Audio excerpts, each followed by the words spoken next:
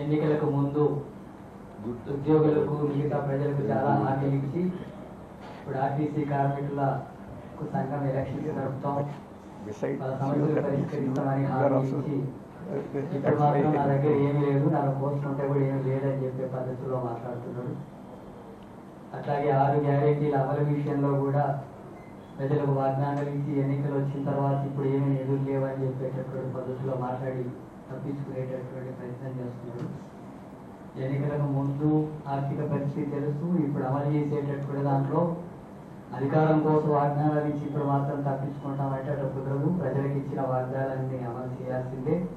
ఆ రకంగా అమలు జరగకపోతే ప్రజలు పెద్ద ఎత్తున ఉద్యమంకి వస్తారు, తగిన గుణపాఠం కూడా చెప్తారు. అందుకని ఇచ్చిన వాగ్దానాలు అమలు చేయాలని చెప్పి ముఖ్యమంత్రి రేవంత్ రెడ్డిని డిమాండ్ చేస్తున్నాం.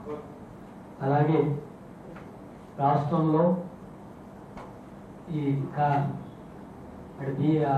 మతోన్మాదులకు సంబంధించినటువంటి వాళ్ళు, అలాగే కరాచీ బేకరీ మీద దాడి చేసి ఆ పేరు మార్చాలనేటువంటి పద్ధతిలో శంషాబాద్లో దాడి చేశారు.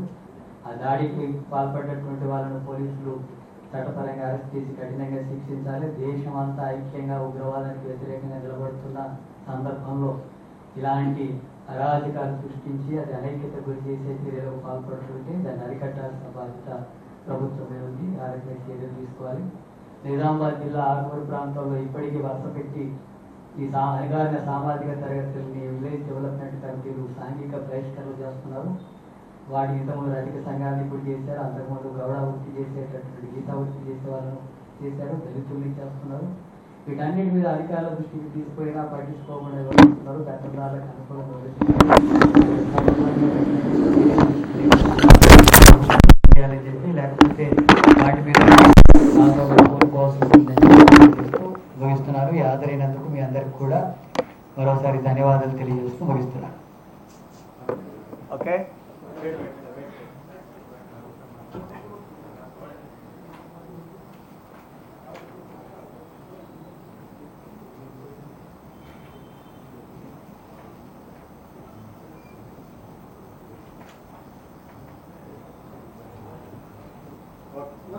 Thank you.